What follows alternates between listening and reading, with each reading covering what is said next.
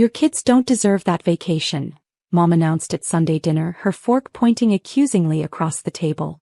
Not after refusing to share their room with your sister's kids. Do you know how disappointed those poor children were? I looked down at my plate, feeling the familiar weight of family judgment settling over me like a heavy blanket. The roast beef sat untouched, suddenly unappetizing. My 2 children, Emma and Jake, sat beside me in silence, their earlier excitement about our planned beach trip completely deflated. Emma's shoulders were hunched forward, her usual brightness dimmed. Jake pushed peas around his plate without eating. They wanted their own space for once, I said quietly. We've shared accommodations on every family trip for the past 5 years. That's what family does, my sister Jennifer interjected, her voice dripping with righteousness. My kids were looking forward to spending time with their cousins. But apparently yours are too good for that now. Dad set down his glass with a deliberate thunk. Selfish behavior shouldn't be rewarded. Maybe you should reconsider that beach house rental. Teach them a lesson about family values. I glanced at Emma, who was 11 and had been so excited about finally having her own room on vacation. Jake, at 9, had asked if he could bring his telescope to watch stars from a private balcony. Simple requests. Normal childhood desires for a bit of independence. They're just kids, I tried to explain. Spoiled kids, Jennifer corrected. When mine were that age, they never complained about sleeping on air mattresses in shared spaces. They understood sacrifice. Mom nodded vigorously. Exactly. You're raising them to be entitled. This vacation would only make it worse. Cancel it. Use that money for something practical. The pressure in my chest built steadily, but I kept my expression neutral. I'll think about it. Don't think, Mom commanded. Do the right thing. Those children need to learn consequences. I drove home in silence while Emma and Jake stared out the windows. Neither asked about the beach house. They'd learned, as I had years ago, that hoping for things in our family often led to disappointment.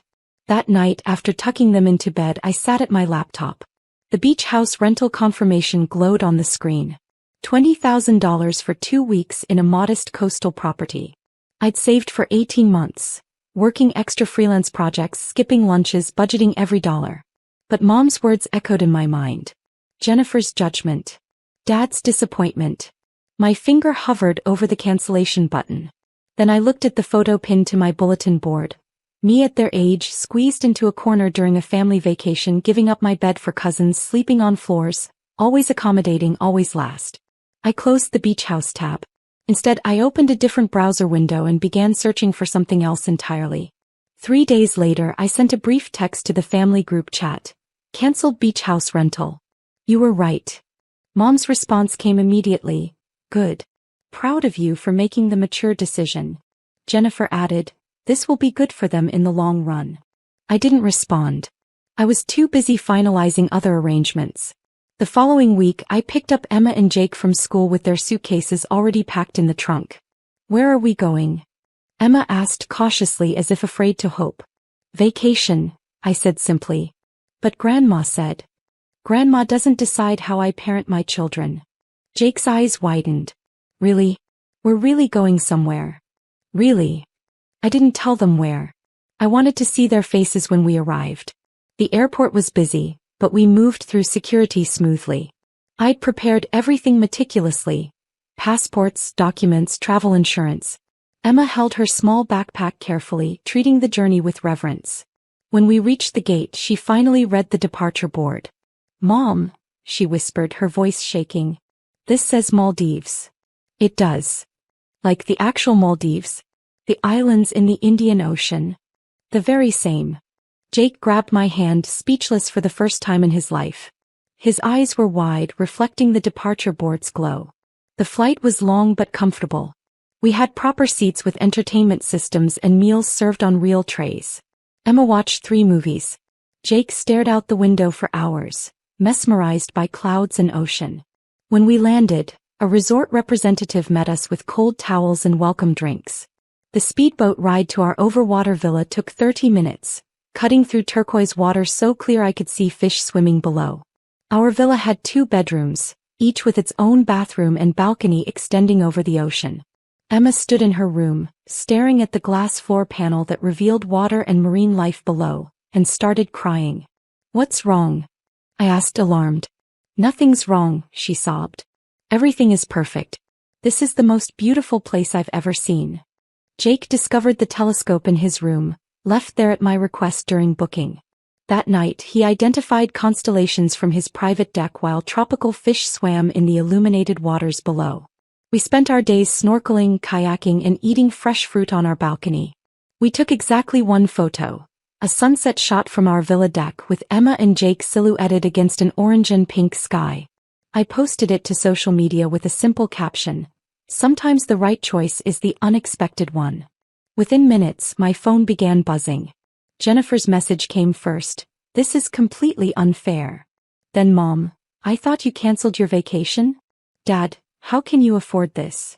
I turned off my phone and returned to watching my children play in the shallow water near our villa, their laughter carrying across the lagoon. The messages continued to pile up over the next few days, though I checked them only once daily. Jennifer had apparently researched Maldives resort costs. Her texts grew increasingly agitated. "Do you know how much those overwater villas cost? That's months of mortgage payments, years of car insurance, college fund money." Mom organized a family video call which I declined to join. She left a voicemail: "We need to discuss your financial decisions. This is irresponsible. Those children don't understand the value of money now. You've ruined them." My cousin Sarah, who had always been kind, sent a different kind of message: "Good for you. I remember how many vacations you gave up for everyone else. Enjoy every second." On our 5th day, while Emma was learning to paddleboard and Jake was examining hermit crabs with a resort naturalist, my phone rang from an unknown number. "Is this Amanda?" a woman's voice asked. "Yes. This is Patricia from Luxury Travel Magazine. Your recent Instagram post was flagged by our algorithm. We're doing a feature on solo parents creating memorable experiences for their children. Would you be interested in being interviewed?" I blinked at the turquoise horizon. "I'm not sure I'm interesting enough for that." "On the contrary. Your post has been shared 8,000 times in the past 3 days. Parents are resonating with your caption about unexpected choices. We'd love to feature your story." I agreed to think about it and hung up, bemused. That evening another call came, this time from the resort manager. "Ms. Amanda, we've noticed your family has been exceptionally low maintenance and respectful during your stay. We'd like to offer you a complimentary upgrade to our premium villa for your remaining days, and we'd be honored if you'd consider writing a review of your experience." "That's very generous but unnecessary. Please. We insist. Your children's joy has been noticed by our entire staff. It's refreshing to see a family truly present and grateful." The premium villa was even more spectacular, with a private pool and dedicated butler service. Emma and Jake couldn't believe it was real. On our 10th day I finally called Mom back. "I hope you're satisfied," she began immediately. "Jennifer is devastated. Her children keep asking why their cousins get to go to fancy resorts while they're stuck at home. They're welcome to save for their own vacations," I said calmly. "Don't be smart. You know what I mean. This was excessive. Unnecessary. You canceled the sensible beach house just to prove a point." "I canceled it because you made me doubt my parenting. Then I realized you've been doing that my entire life, making me doubt myself, making me choose everyone else's comfort over my own children's happiness." Silence stretched across the line. "The beach house was $20,000, I continued. "This trip cost about the same, maybe a bit less actually, because I used miles and points I've been accumulating for years through work travel. The difference is that here my kids have their own space, their own rooms, their own privacy. They're not sleeping on floors or giving up beds or being made to feel guilty for wanting basic comfort. But the Maldives is actually affordable if you plan properly and use resources wisely. You assumed it was extravagant because you've always assumed I'm incapable of making good decisions. Jennifer assumed I was being irresponsible because she's never asked about my actual financial situation." More silence. "I have a successful freelance consulting business," I said quietly. "I make good money. I save carefully. I budget responsibly. And I decided my children deserve to feel special for once, without family judgment hanging over us. We were trying to teach them values." You were trying to control me like you always have. The difference is I'm not asking for permission anymore. I heard Dad's voice in the background asking what was happening. I need to go, I said. My kids want to do sunset dolphin watching. Amanda, wait. I hung up. That night, Emma asked the question I'd been expecting. Are we in trouble with Grandma? Probably, I admitted. But not the kind of trouble that matters. What kind matters? Jake asked. The kind where you compromise who you are to make other people comfortable. That's the trouble I'm trying to avoid teaching you.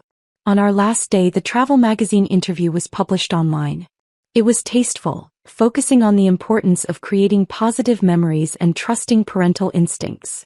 My family photo accompanied the article, though names were kept private at my request. Sarah texted, "Just read the article. You're my hero." Jennifer's message was different. Everyone is talking about this article. They know it's you. Mom is mortified. I replied simply, "Good." The flight home was bittersweet. Emma and Jake were tanned and relaxed, full of stories about snorkeling adventures and evening fruit bat sightings. They'd made friends with other resort children and learned about marine conservation through the resort's environmental programs. At baggage claim, I turned on my phone fully for the first time in 2 weeks. 73 messages waited. Most were from family members, ranging from angry to confused to surprisingly supportive. Several aunts and uncles had apparently been following the magazine article controversy and had opinions about Mom's public criticism. One message stood out, from my younger brother Marcus, who rarely involved himself in family drama. Dad called a family meeting about your rebellion. I told them if teaching kids they deserve happiness and personal space is rebellion, then maybe we should all rebel more often. Good job, sis. I smiled and slipped the phone back into my pocket. When we got home, Emma hung the sunset photo in her room. Jake started a journal about the marine life he'd observed. Neither mentioned the family drama or asked when we'd see their cousins again. 3 weeks later, I received a formal invitation to speak at a parenting conference about boundary setting with extended family. The organizer had read the magazine article and thought my perspective would resonate with their audience. Mom called the night before the conference. I saw the speaking engagement announcement, she said stiffly. Did you? Amanda, you're making this into something bigger than it needs to be. I'm sharing my experience. That's all. You're making me look like a villain. I've never mentioned your name publicly. If you feel villainized, perhaps that's worth examining. She hung up without saying goodbye. The conference went well. Dozens of parents approached me afterward, sharing their own stories of family pressure and judgment. Many were crying.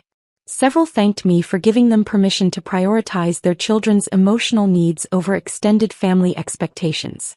I drove home thinking about those conversations, about the ways we perpetuate patterns of control and guilt across generations, and about how breaking those patterns starts with a single decision to choose differently.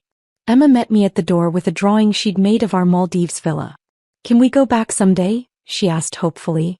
"Absolutely," I promised. "And next time we'll stay even longer." Jake called out from his room, "And we'll still have our own rooms?" "Always," I called back. "You'll always have your own space." Later that evening, after the kids were asleep, I sat on the back porch with tea and my laptop. The family group chat had been quiet for days, an unusual silence that felt more peaceful than awkward. My phone buzzed with a text from Jennifer. "Can we talk?" I considered ignoring it, then decided that wouldn't serve anyone. "Sure," I replied. She called immediately.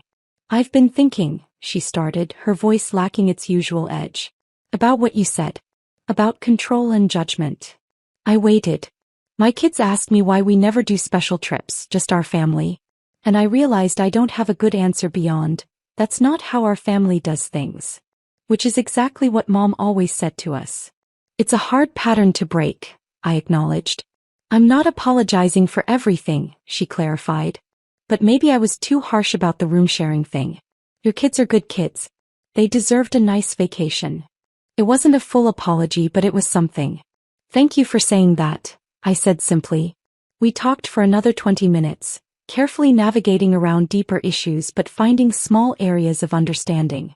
It wasn't resolution, but it was a start. When I finally climbed into bed, I thought about the beach house we'd canceled, the family judgment we'd escaped, and the beautiful memories we'd created instead. Sometimes the right choice is indeed the unexpected one.